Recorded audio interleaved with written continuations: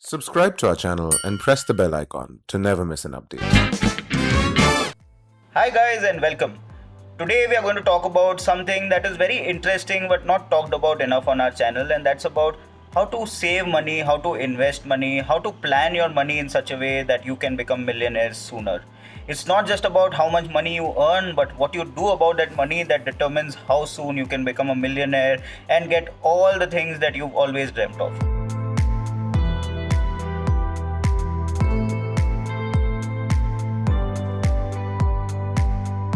In today's episode, we are going to talk about how people go about doing this. This concept is called financial goal setting. We all have different expectations from our lives. For some of us, an air conditioner is just a want, and for others, it's a need. We need to define what our wants and needs are, and from there will flow our goals and how we prioritize them. On the basis of when we see them realized in the future, goals can be classified in the following ways. First type of financial goals is called short-term financial goals. Now, what are these short-term financial goals?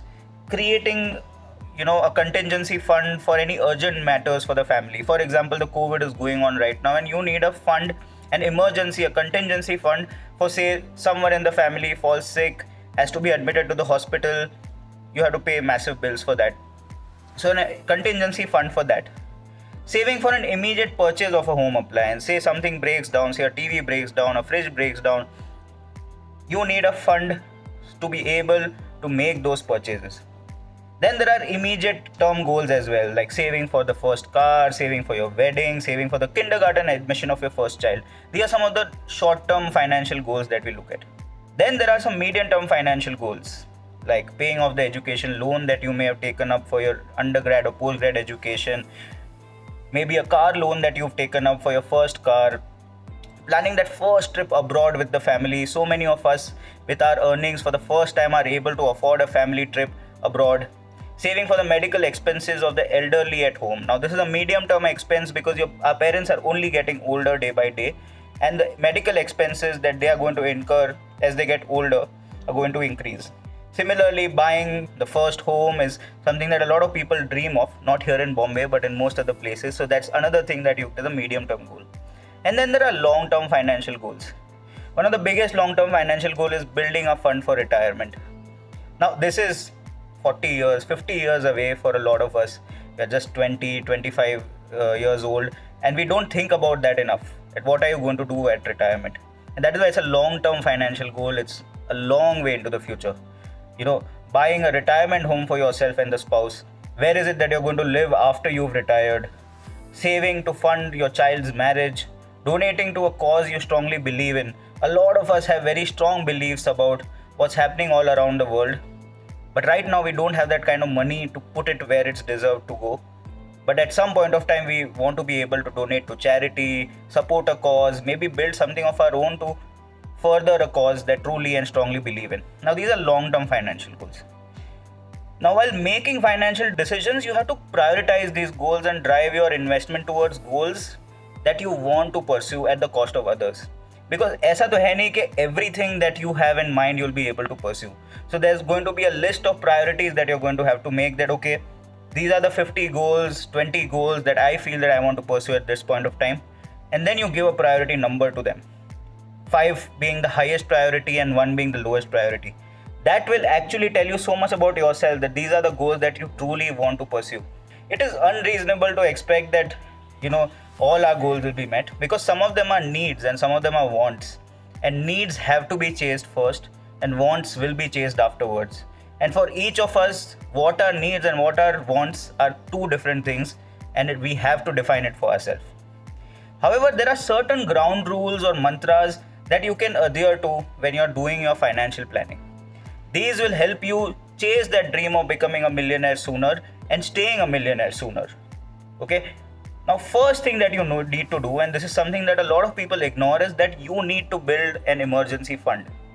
More than anything else, one thing that you definitely need is an emergency fund, because kal kisne dekha hai? You don't know what's going to happen tomorrow. Every day the situation is changing. There is a lockdown, you lose a job, what are you going to do? So you're going to have to calculate how much money you need to survive for 6 months without getting an income. I repeat, without getting an income. What that means is that you look at your fundamental expenses and don't, think of it as if you have to live like a beggar at that time. Look at your normal life. If you want to do normal things, how much money do you need? You don't need to go shopping to the best branded outlets in the country, but definitely you want to at least shop a couple of times in those 6 months. You want to have enough supplies for your food, for your education, for your day-to-day survival, for travel, etc. When I did this calculation, I came to a figure of 1.5 lakhs, and I figured that at any point of time in my professional life, I should have at least 1.5 lakhs in my bank account so that I can look after these expenses. There are two driving factors for an investment. What are your goals and what is your risk appetite? We spoke about what your goals are. There are short-term goals, medium-term goals, long-term goals. Some of us have very lofty goals, like you want to own a beach-facing bungalow in Bombay or in New York or something like that. Some of us have humble goals. We just want a good life with a decent-sized house where our kids can grow up happily. So the goals can vary, but goals are important. And second is risk appetite. While one can be the basis of formulating where, when and how much you want to invest, the other factor, which is risk appetite, can still not be ignored. So when you're making your goals, also look at your risk appetite. Understand yourself and understand what is your risk appetite. A lot of time, the ads in the TV make you feel as if you have to just invest that money and then forget about it, not worry about it, not think about it, not track it. The key for any investment is constant vigilance. Even for investments with late maturity dates, maybe your insurance is going to be maturing 20 years later, but constant monitoring is required. Your investments are a moving target which race ahead or fall behind regularly. So course corrections are also required. Sometimes you feel that your investment is not growing enough. If you are vigilant, you will be able to shift that investment to something which is more high growth, and vice versa. The next thing I want to talk about, and this, guys, for me is the most important thing, that there is no better time to invest than right now. We've talked about the power of compounding in our past webinars, in our past videos. The power of compounding only applies if you invest sooner. If certain markets aren't ideal to invest as of now, find another option. The fact remains that money doesn't grow inside your safety deposit box. It grows when it is invested somewhere. Also realize that the power of compounding works in your favor only when you get in early. If one way to look at compounding is that it grows exponentially when invested early, another way is also that it's an exponential opportunity cost when invested late. The next thing, and this is a thing of the past, but you need to find a relatively decent replacement for it as well. It is the value of the right financial planner. A financial planner is someone who will help you plan your finances. You tell him your goals, you tell him what is your risk appetite, and he will design a financial plan for you. Hence, a financial planner that is picked well is very important. Sometimes it's also said that a financial planner is as crucial as a life partner in terms of how your life is going to turn out. A thing of the past, because a lot of people today, younger people, are choosing to be financial planners for themselves because a lot of very interesting online tools are available for you to make financial planning easier.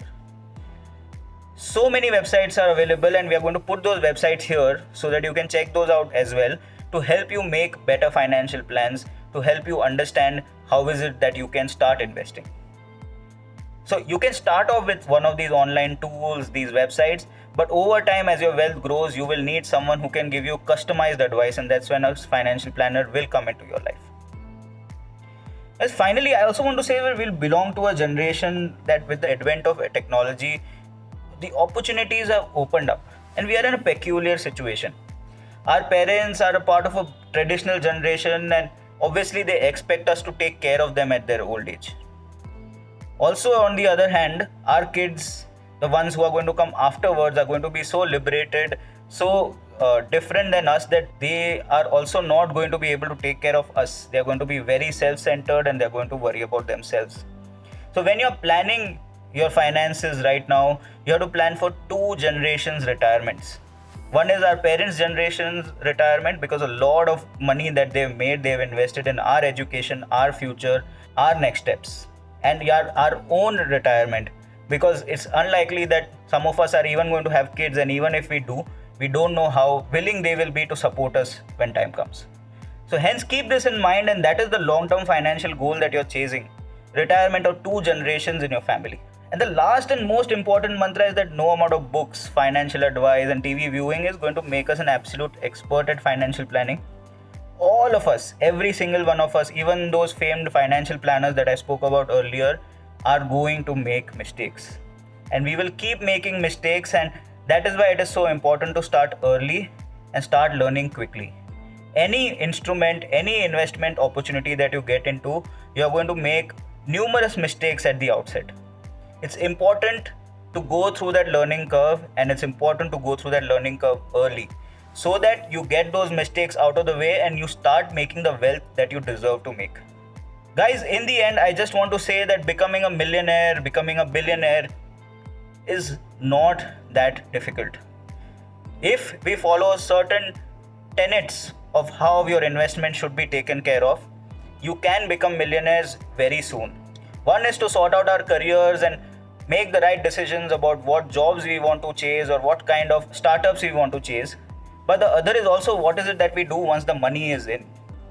Whether we fritter it away into nights of drinking and expensive possessions, or do we invest and ensure that the money also works as hard as we do at our work. With that, I'm going to end this video. Thanks a lot for watching. Hi guys, I hope you liked the first video of our new series called The Ambitious Indian. We feel that ambition is not a bad thing. Wanting to become rich, wanting to become successful, wanting to become famous are some of the things that are natural to the human mind. The kind of backgrounds we come from, the kind of histories we come from, it is understandable that we want to work hard, we want to achieve big things in our lives. And this series is going to help you manage your money, manage your future in such a way that you can become millionaires, billionaires sooner, achieve big things in your life and have a great life with your family and friends. So tell us in the comment section, what else do you want to know about? Do you want to know about how to handle your taxes? Do you want to know about how to enter the equity markets? Do you want to know what kind of insurance you should be taking? Or you want to know about the most sexy kid in town right now, which is Bitcoin? Tell us in the comment section and we'll ensure that we cover this and we help you achieve your ambitions sooner. Thanks a lot.